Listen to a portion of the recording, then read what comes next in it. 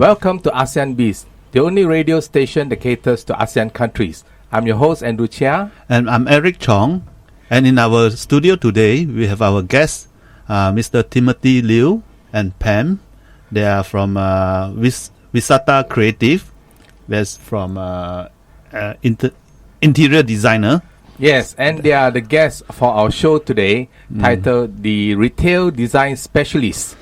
Right. And before that, to have a good chat with our guest today, we will have our current business update. Yes, and the title of our current business update today is The El Nino in 2016. Wow, that's a very interesting topic for today.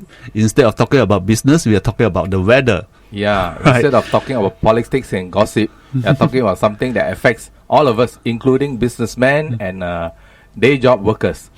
But let's look at the weather today. Today was very good weather. It was raining, but over the weekend was terrible. The heat wave is really... Yes, the El Nino started sometime end of last year in 2015, and it's expected to end sometime in June this year, whereby it will be followed almost immediately by the La Nina. Okay, but experts say that may not happen. Okay, it most likely to happen, but the weather could just revert back to normal. You wish to have La Nina or normal weather? So I guess a normal weather will be much more welcoming, because over the weekend the heat wave really makes a lot of people suffer, especially one very bad incident that happens to 3 hikers who hiked one of the mountain in Malaysia. Dehydrated. They got dehydration and was killed in the mountain. So That's 3 sad. of them actually died of dehydrations of the heat wave. And set for also the same incident over the weekend, I was doing my 100 km ultra marathons, and the starting time was 4 p.m., the hottest time of the day. Wow. And that time I think the temperature was around 38 to 40. Even before the race started, we already dehydrated. I'm going to faint. Yeah. So it's like almost 60% of the participants are unable to complete the race because of the heat. So this El Nino thing is... Yeah, let's really hear from our hurts. guests. Pam, did it affect you badly? Oh yes, the weather is just so hot. We just decided to stay indoors. But I think this will be very good for people who are in retail like us. Yeah. The aircon. shopping malls, it will be filled with people because everyone wants to go yes. to the malls for the aircon. The free Suddenly aircon. better business. Yes. Definitely. You will see more crowds in the shopping center. Yes, correct. Yep. Yes, and you are telling me, after my race, I went to IY Mall and it was crowded. The car park was full. So everybody are there to enjoy the aircon. Yes, correct. So El Nino means drier weather, hotter weather. It's 40 degrees in Malaysia, the highest. And over in Australia, they recorded the hottest summer in history. I mean, the autumn, reaching almost 30 degrees. And I believe that this weather have actually killed a lot of crops in Indonesia, Yes. which indirectly affected the ASEAN region's business in terms of agriculture, coffee plantations, and of course other plantations, other crops. So in this way, when we say the weather does not affect business, it's not really true. Indirectly, it's actually affected business in different ways. Some businesses are better if you're selling ice cream or something cold. Right. So we, probably during this period, we can see the increase in sales for soft drinks. Yeah. And people selling air conditioners, I'm sure they have a booming business. It's too hot. Everybody need to install a new aircon in their house. So maybe we have a few words from Tim. What's your take on this weather? I I feel think faint. not really, but I think the weather is really quite killing. I was hearing on the radio this morning that in fact Tenaga was saying that there's been an increase in Definitely. yeah, Electricity consumption. correct. Yes. So that was really quite it's I guess it would be expected, and I think that really relates to a lot more traffic because word on the street is that the retail scene has been very quiet. It has been very quiet. So Right. so I think this would have affected this would have brought a plus to the shopping malls. Yeah, definitely. I think generally over in all the ASEAN countries, due to the oil price and stuff like that going around the world, economy has been slowing down. Yep. Particularly, I think the retail sector, that's usually the first to be hit. Right. Yes. I would say definitely. I think things like fashion, accessories, electronics. These are the ones that people tend to cut down on whenever. Especially luxury items. Yeah, very much so as well. Yeah. Except I guess maybe you're talking about ultra luxury. That sometimes not affected. Not so affected. Yeah, because people still correct. They're still gonna buy it anyway. So yeah. So in this sense, I think Timothy and Pam, since they are specialists in the retail outlets, and with this weather, when more people are patronizing the malls, it will give them more exposures to their designs. Yes. Right. Yes, And sure. of course, we can see that summer is nearing also. So we are expecting some influx of tourists from overseas. Yes. Yeah. Very Right. good. So in this sense, their exposure will be much more exposed overseas. And coupled with today's show, I think their exposure will be going to be much more higher. Yes. So in the Thank you short very while, we will get them exposed to you. the world and see what Yes. can be done. And Eric, as usual, let's have some words of advice for our listeners regarding this El Nino phenomenon. What advice would you like to give everybody? Okay, for those who are actively involved outside, it's best to drink more water as usual. All doctors say that, everybody says that. But sad to say, a lot of people just doesn't drink enough water. And I said water is just plain water. Okay, not those alcoholic drinks, not coffee and not soft drinks. And those are for drinking away all your sorrows.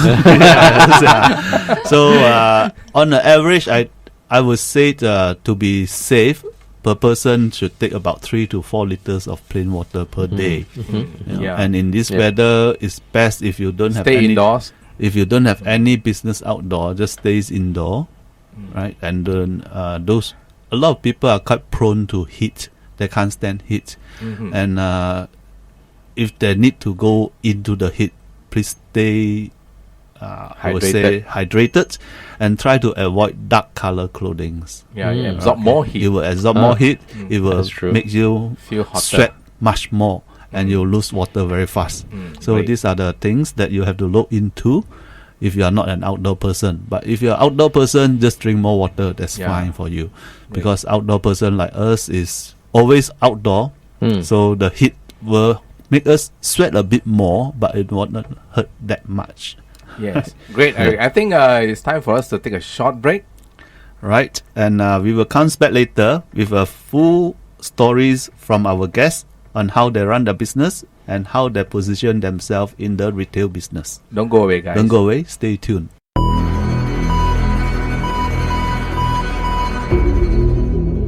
Welcome back, guys. You're listening to ASEAN BIZ, the only radio station covering ASEAN countries. I'm Andrew Chia, and with me in the studio is Eric. Yeah, hi, and I'm our two Eric Chong. guests. Yes, and our two guests today is Pam and Timothy. They're from Visata Creative.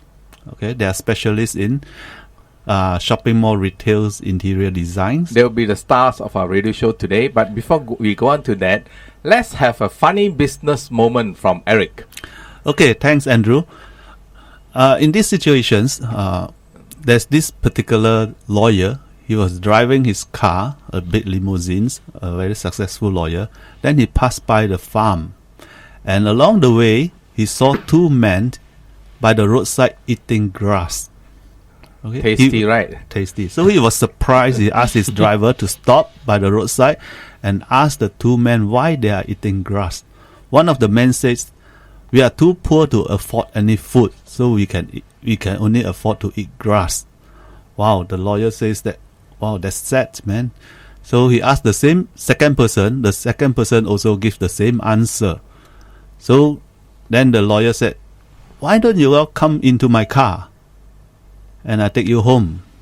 So the first man said, "But sir, I have a wife and 2 child. Never mind, bring them over." Then the second man said, "I have a wife and 4 children." The lawyer said, "No problem, just bring them over, get them into my car." So since it's a big limousine, 2 families can fit in very well. Then along the way driving, one of the men told the lawyer, "Sir, you are so kind to take us in to your house for a meal." Then the lawyer replied, "It's no problem, no big issues. The grass at my lawn is almost a foot tall already." Hey, Eric. I think I'm going to give Eric a yellow card. This guy obviously has something against lawyers. Right? Well, I rest my case. Some of our listeners are lawyers, you know. Can't you pick on something else like doctors or politicians? Yeah, right. You should have said politicians instead. Wow. Oh, because they're taking care of the people. Yeah. Fine, Eric. okay. Next round. Please repent. Right, repent. Okay, guys. Thank you so much, Eric, for that funny business moment. Hopefully, it did not offend anyone. Okay. Right. So today we welcome again Pam and Timothy to our studios from the stars of Creative. our show today. Yes. The title, the Retail Design Specialist. These guys design retail lots for their clients. Right. And they have very unique designs. Maybe we let Tim and Pam take over the mic to give a brief introductions of their companies and their achievements. All right. Thanks, Eric. Thanks, Andrew, for having us on today. I think a little bit about our company. We've started about 12 years ago, primarily as a graphic design studio. Now, over the years, of course, we've evolved into full retail design through the partnership of myself and, of course, my lead partner, which is Miss Pamy. So we started to offer retail interior works, architecture services, as well as the graphic design and branding consultancy. So that really brought a lot of synergy to the business, and with our passion really is in the retail industry. You can say we love shopping. Yeah. And for guys who are not familiar with the term retail, it simply means the shopping lots in a shopping complex, right? That's right. It actually means that. Because it's a little bit more challenging in a shopping mall. There's so many outlets, so you really got to stand out when you go in. Yeah, in terms of the design. Yeah. And for those of us who are not sure what exactly retail means, it means everything from head to toe, from your hair to your pedicure and your footwear, your shoes, your clothing, your glasses on your eyes. Everything under the sun is under retail. Yeah, and not forgetting your stomach also. Yeah, food is a very important part of retail. It's part of retail, Yes, right? correct. And today's we see shopping malls. They have more food outlets instead of those garments outlets. Right, Yes. yeah. I think by far the food outlets outnumber any other type of retail business Yes. in the shopping malls. Yep, Correct. that's Especially definitely the Malaysians, case. we all love to eat. Yeah. Anytime it's always Gluttons, food time. So I think Malaysians fall into the one of the 7 deadly sins of gluttony. Correct. It's very bad. You see so many obese people in Malaysia, including myself, of course. Yeah. But countries like Singapore or Hong Kong, where they walk a lot and they don't Yeah. drive so much, they are really thin and slim, Yeah, that's really the thing. I think we're partly to blame for that because Malaysian cultures, we like to park as close as possible to the front entrance. Right. So Tim and Pamy, please reject all future food outlet clients, please. We place them further away from the main entrance. Yeah. More So that people cannot find the way to their lot. Or place them at the top floor, where they need to walk about 2 flights of stairs to reach the food court. That's a good idea. That's a good idea. But I think being Asians, food is actually the one thing that binds us all together. Right. Be it whether family bonding, friends, or whatnot. Right. So I think that's the reason why we are trying to people are more adventurous getting into the food business and the food Yes, industry. and it seems that all social gatherings are gathered around food. Yeah, Indeed, they hang indeed, around they are. either at mamak stores or the restaurants and they talk until the cows come home. Yes. I think our mama culture is the staple of it all. I think that's Right, the one yeah, that brings people together. Actually, that's Yeah. something very good because we are Indeed. living in a very rushed society where we have no time to really do bonding with our customers or friends and family, right? Yeah, and that's right. Most mama are 24 hours. Correct.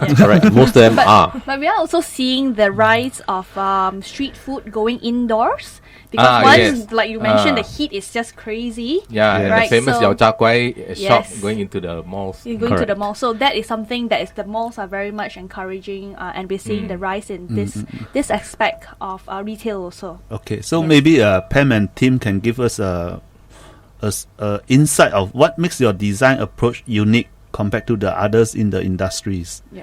Thanks, Eric and Andrew. As I guess for a design firm, we usually like to look from it from a point of not so much about us, it's more about our clients. The main drive of the company is to assist our clients to design profitable spaces. What it means is that we solely focus on our services rendered that make sure that our clients make money so that we can grow together with them. Because as we design one outlet, we also hope that they grow more and more outlets. Yes, so that will be very important. Yes. So rather than designing something that's too fanciful, that is only branding for us as a designers, but we must make sure that the clients make money. So in that sense, Pamy, sorry for interrupting you. You would have to advise them to make sure their lot is more accessible and visible. Otherwise, no matter how well you design, their lot is not in a strategic location. It's going to be tough for you and him also. Yes, right? You're right, Andrew. Mainly because like sometimes when we have clients who come and engage us, we also advise them what is the sizes of the lots they should be taking instead of something too big or whatnot. For that particular type of business. Correct. Sometimes you also look into the price point that they're selling, the target market on who they're actually going to target to. And yes, so that's mainly looking also partially at the numbers to make sure their budgeting is also correct. We don't overspend on over extravagant designs. Yes, which normally happens. Happens. Advice like this that you're giving to your clients are really valuable because there are so many people who are entrepreneurs are clueless. They don't know the competition. They don't know the price per square foot of that retail. Yes. They really don't know much. Correct. And they need advice. Yeah. So in this sense, I believe that Pam and Tim actually looks into the welfare of their customers, and I believe that you all start with them from the scratch. Yes, you look into their needs. You look into how the positioning of the particular mall that they intended to go in, and does the mall carries any team for them to go in profitably. So if the malls just run of the mills mall, it will just be run of the mill business. Correct. Yes. Similarly, when we design something for them, we also don't want it to be a run of a mill design. Something unique. Yes. I think what's important here really is that in every relationship with our clients, the first thing we want to look at is delivering value. What kind of value can we bring to their business from the services that we offer them?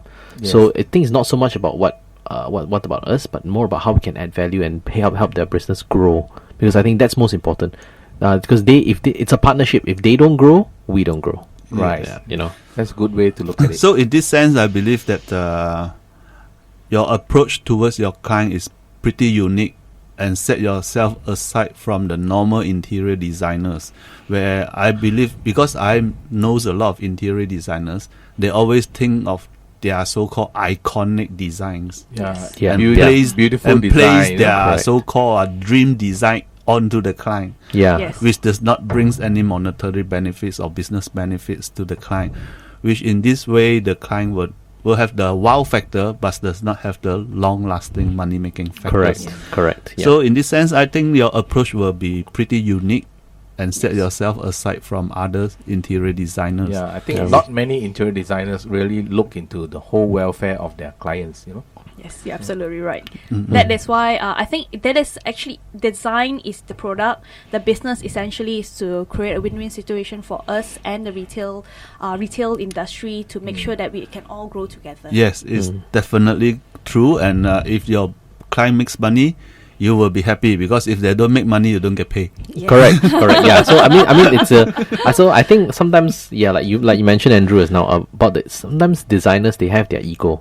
I think it's a challenge even for all of us have our passion in design, but we need to temper that with the needs of the client. I think we need to really focus on that. That's most important. And the needs of their customers, because if their customers don't buy, they don't make money. Yes, it's the same thing. It's essentially the consumers who have having all the money. Yeah. Right. So we move on to the next question. What were you doing before you took up the profession as an interior designer? For me, I have always been studying interior architecture. So I actually have a degree in interior architecture. So I did some internship in some architectural firms during my college tenure days, and when I first started, it was more like Tim was doing the graphic design house, and he got me involved into the business. So ever since then, we did a lot of trial and error. Never really actually worked for anybody, but we were very hands-on with the business.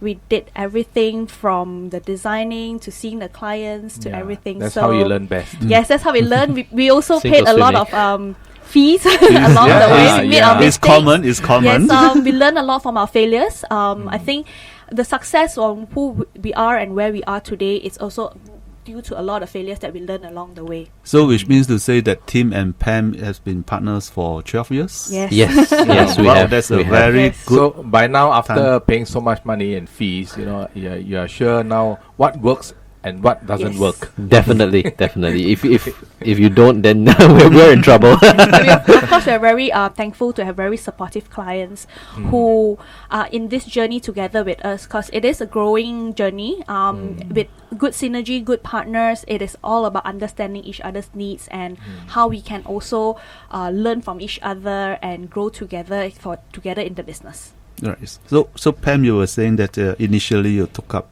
like architectures. Yes. Yeah. So what makes you change to the interior design instead of picking up as architecture? Wouldn't architecture be a more glamorous title? I mean, my dream has always been architecture. I love to do architecture. I love buildings whenever I go anywhere. However, it was interior architecture that I finally chose my path. So interior architecture is a cross synergy between interior design and architecture, because we predominantly design concepts but within a given space. So there is that challenge with the space constraint and what can we do. So that applies very well into right now what we do in retail, is because space is fixed, Yes. and it's just how creative we can be instead of in the architecture field whereby you get to design everything from scratch. Yes. Of course, being in interior architecture industry, the projects also turn around much faster, so you can see more projects Get realized. Yes, as compared to architecture. Architecture takes at least 5 years Yes. to realize Yeah, your definitely. physical image. Yes, Correct. You know? So I would believe that of course architectures, if you are with big architects or big architects firm, you tend to have different kind of exposure. Yes. But of course, with interior designers, you will have your own uniqueness in your individual selection of clients and also your individual designs. Yes. You are not bound by so-called legislation problems. Yeah, in some ways it's true. Only So- by the shopping mall management requirement. yes. So Tim and Pamy, what were the obstacles, can you remember, that you faced when you first started out and also along the way? Well, I think when we started off, one of the things that, of course, like any young firm, we started with everything. We didn't solely focus in retail. We were in houses. We were in Out everything. You tried out everything, but we quickly found out that there Retail wasn't. is your passion. Yeah, retail is our passion. That was one thing. Second thing that we didn't see much synergy when you are doing a house design. How does that Right. translate to the graphic work or the brand consultancy? That really didn't synergy. There was no synergy there. So what we then decided was maybe retail was the one that we had the most synergy with, where we could look through the client before they started building, during, and then after, where we could come in and advise them on how would they market their business and so on and so forth. So that's where we're really passionate about that. But of course, like any new, when we started off there, it was a difficult decision, because we were saying to ourselves, how do we cut off now like 2/3 of your business, only focus on retail and grow that, you know? It's called focus. Yeah, correct. So what seemed that time 12 years back for the difficult decision is something that I think we're quite thankful for, that we had the opportunity to make that decision. Yeah, so It's a great decision for you to make, to focus. In fact, it's in life, sometimes we know that we need to sacrifice something in order to get something better. But Yep. whenever we think of sacrifice, it's not something easy for anyone to do, right? Correct. Like Yeah, most people definitely. we see doing business, their hands are into everything. Mm. You know, and if you ask them to focus, it means they have to cut off a lot from their menu, you know. Yep. And Yep. they feel I can't make money from all these other items, right? Correct. That's I think the fear of most business people. Right. That was our fear as well. But like you rightly said, I think when you start to focus, that's when you really up everything. You know. Actually, that is a benefit, because when you specialize, your clients have more confidence in you, right? Correct. Correct. They're they're definitely more confident that you can. I mean, I guess you do go to a GP to get diagnosed, but once you know what your problem is, you want a specialist to come in and help you. So that was our angle of thinking when we most people subscribe to that philosophy, and they feel more confident seeing a specialist rather than a GP, right? Yep, that's right. Alright. So I think you will take another short break, and we'll be back right after this. Okay. All right. Stay tuned, guys.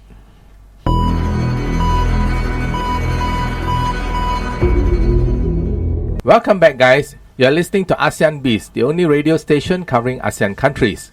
I'm Andrew Chia, and with me is Eric, and our two guests today, Tim and Pamy. They'll be stars of our show called the Retail Design Specialist. But before we move on to the last segment of our show, Eric is again going to share with you some health tips. Hi, welcome back again, Tim and Pam. Yeah. And thanks, Thank Andrew. Thank you. Right. Today's health tip, I just like to talk about a bit of for the drinkers. You mean talking about me? Okay. Well, drinkers always have this concern about hurting their livers, and they tends to be lazy to exercise.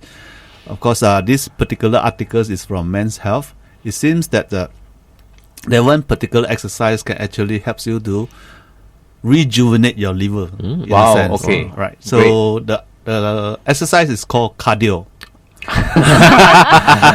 And I believe that when people heard about cardio exercise, it's something very strenuous, very intensive. Yeah? Yeah. But it has been proven scientifically, but not enough research data on it, that the cardio exercise actually helps you to reactivate your metabolisms, and in this sense is help you to rejuvenate your liver, and it helps to burn more liver fats. And so that it can process more beer. So the alcohol drinkers or drinkers, if you couple it with cardio exercise into your routines, you tend to be able to Increase your intake. not increase your intake, maintain a longer period of drinking.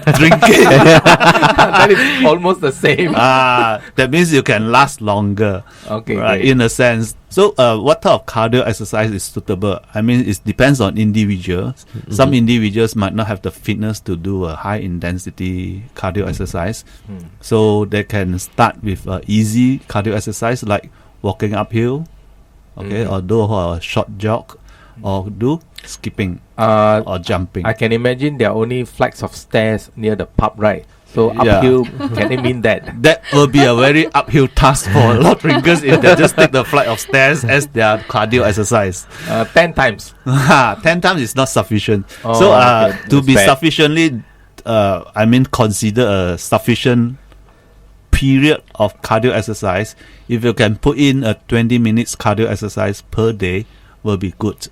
And in this way, it actually helps you to revibrate your metabolisms. You mean immediately after the 20 minutes, I can go for the beer? Definitely no. You don't drink beer every day, please. Okay. Okay. You just space out your time, make you last longer, make your life longer. Okay. I was just thinking of suggesting to the malls to put the pub next to the gym, yeah? That would be great. right. That would be great. Yeah. Business will be it sounds better. Business will be better. So in this sense, I heard a lot of people always saying that life is short, life is drink. But if you put it in a different sense, okay, when you say life is short, then why you shorten it? Yeah, don't shorten it by Don't too shorten much it drinking. by too much drinking. Occasionally is okay. Occasionally, of course, we are humans. We need to enjoy ourselves. We need to have social gatherings. So, social gatherings is around food and drink. Hey Eric, we forgot to ask our guests Tim and Pamy, do you all drink? Yeah, well, I guess a little bit. Yeah, not heavy, but 5 pints a day? no, I'm not so much a fan of beer. 5 pints a week? Not even that. Not even that. I mean, you're not drinking. Oh yeah, possibly that. Tim is not a fan of beers, but probably a fan of whiskeys. Or Yeah. Wine, you know? red wine. The latest craze Japanese whiskey, eh? Wow. Yeah, you know. That's a craze. You have good taste. Great. Eric, you have more advice on this cardio topic? Well, I think that's for today's health tip on the cardio topic. So, Okay, what great. type of cardio exercise? You just do it within your capability. Don't overstress. Don't overstress, and don't look at those YouTubes where you'll see so well-built figures doing high-intensity intervals, burpees, all these things. Some of you might not be up to it. Usually they do burpees after their beer. Natural burp. Those are natural burp. Okay, great. Let's come back to our show. We are talking to Tim and Pamy. They are retail design specialists. Okay, and we have 1 or 2 more questions left to ask them for the day. And Eric, yes, I see 1 or 2 last questions for Tim and Pamy. What do you expect the business to do for you guys personally? And also, what do you expect your competition to be within, say, a couple of years from now? For me, I think personally, I hope that through the business, it will allow me to aspire more female entrepreneurs to step up and run their own business. Because I think when we started 12 years ago, there was not many female entrepreneur or role models that we could look up to. That is very personal, coming from a very feminist. Today there are a lot of female entrepreneurs all around the world, and they are not doing worse off than the men, Yes, correct. Yes. So but I believe it's always a good synergy that to find the right partner to work together.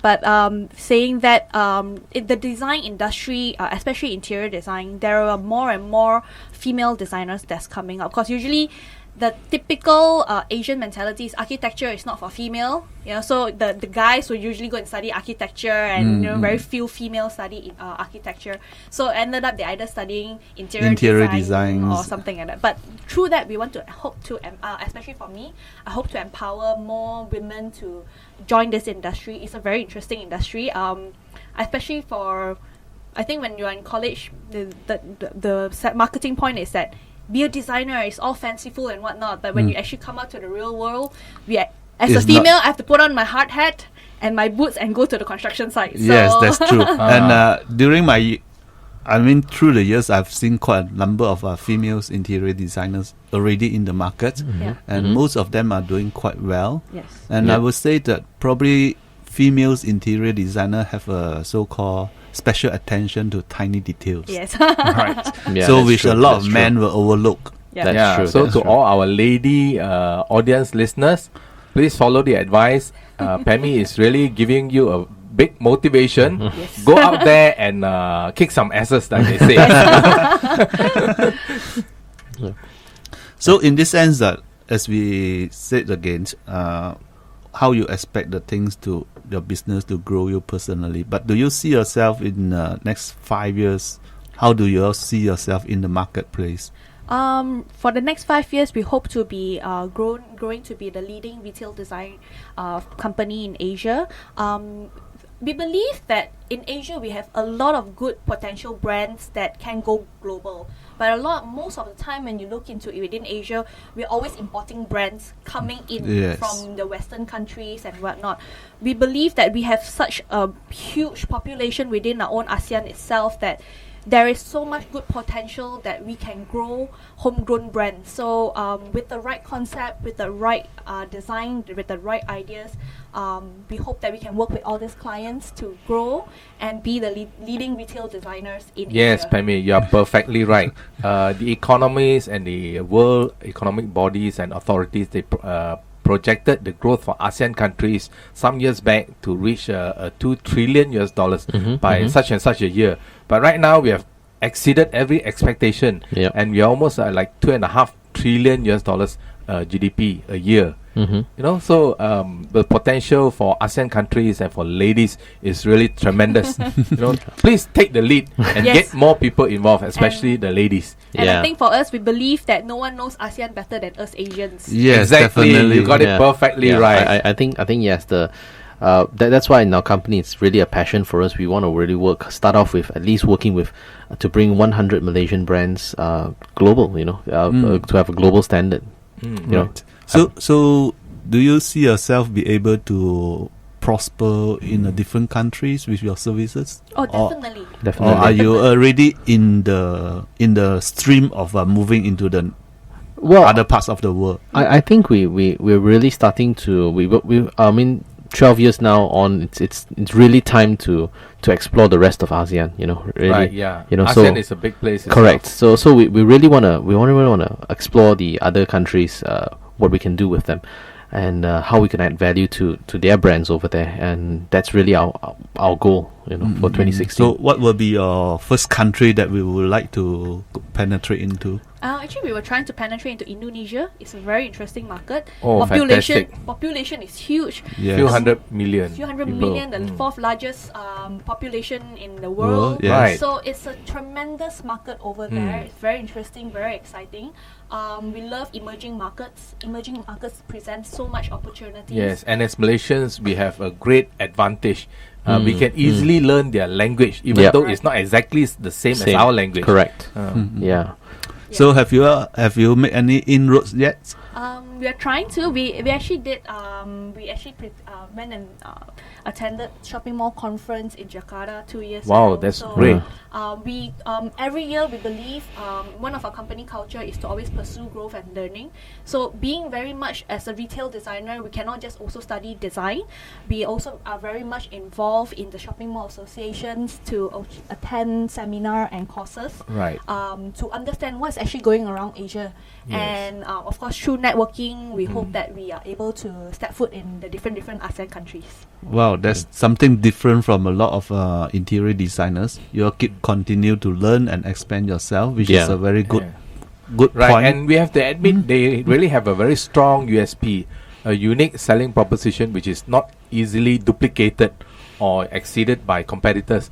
Some people, in fact, from our observations, most people do business without a USP. They don't have any unique thing to offer, whereas some do have a unique proposition, but over time their proposition seems to be eroded. For example, when you look at technology companies like Kodak, they used to have a very strong advantage, but technology over time can actually kill a lot of competition and kill the owners themselves. But yes, your that's advantage is something that it's not easy for people to just copy or just follow. They would have to go through the long learning curve. Correct. Not only design, where they can know something like 80% from the time they graduate, but to be street smart and to understand the business aspect of the malls is something that I'm sure you have learned a lot through the hard way, right? Yes, I'm sure everyone after you, unless you teach them and conduct a course, they would have to go through a long learning curve. Yep, that's right. So in this sense, Tim and Pam actually makes a very good team in operating their business. Well, I mean, just beside of interior designers, actually they are so-called, they can call themselves retailers consultants. Why not? Definitely. So those retailers, new or existing retailers who want to have a change in their approach, maybe can approach Tim and Pam. Yes. So in this sense, maybe Tim and Pam can give us a brief introduction on how our listeners be able to get in touch with you. Website and email. Well, you could actually either visit our website, viscreative.com. How do you spell that, Tim? viscreative.com. Vis Creative. Yeah. Okay. Or you can visit my blog site at asiaretailnow.com as well. You could also email us at same tim@viscreative.com. And or you can visit our Facebook page, which is Vis Creative Retail. Right. Wonderful. So for our listeners who didn't catch the spelling, we will be flashing it into our site and into the today's program of Vis Creative and how they can be contacted. And if you have Indonesian listeners who are listening, okay, be prepared. Tim and Pam is coming over to help you all to actually set up a very good base. They are the guys you must talk to if you want to expand your retail business. Yeah, excellent. Okay. We love to. We love that. So maybe before we close up the show, Tim and Pam, what other advices would you be able to give for young and aspiring interior designers who want to come into the field? Having been interior designers yourselves some years back. I guess being a designer, we should not limit our scope and limit our mindset to just thinking about creativity. We must always try to find different ways to overcome our own internal fears and to look into what is the best case scenario that we can create out for everybody, be it for us as designers or be it to look at it from our client's point of view. It's a lot of synergy and understanding between the needs of everyone. It's not only about us, it's about everybody. Right. Yes. Eric, do you notice something very common whenever all our guests come to our show? They always advise our listeners to conquer their fear. Yes. Yeah, I think that's key. So I believe that most of those who really having problem with their careers or having difficulties in so-called surviving in the industries, main thing is fear. Yes. And it's something that you have to overcome personally. Which you need to overcome personally. It does not mean that you must be an entrepreneur, because entrepreneurship may not be for everybody. But even doing your job as a creative person, there are a lot of fears that you need to overcome to bring your creativity or your productivity up to a next level. Especially the fear of changes. Yes. Right. Yeah, I think that's the biggest one, right? When people heard about changes, the first thing comes to their mind, fear, that I need to sacrifice a lot of things before I can change. So these are the things that actually cause a hindrance for a personal growth, whether in terms of wealth, in terms of health, in terms of social, in terms of a lot of things. These are one of the detrimental factors that actually hindrance the growth of a particular person. How about Tim? Do you have last advice for our audience? For aspiring entrepreneurs, the first thing I would say, especially those who are going to the design field, you have to, I would say, temper creativity with your business fundamentals. I think sometimes the issue with us designers is that we're so focused on the creativity that out of touch with the business. Correct. We're out of touch with the business. And funny thing is, all our clients are business people. Yes. So to me, that's one as a designer, you also have to understand your business fundamentals. If not, it's not going to work out.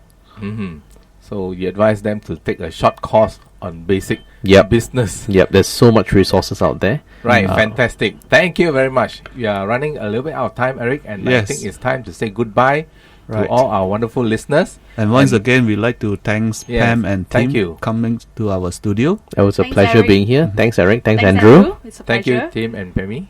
And we see our listeners again. Yes, we'll be back with our brand new edition in our next session. See you guys. Bye for now.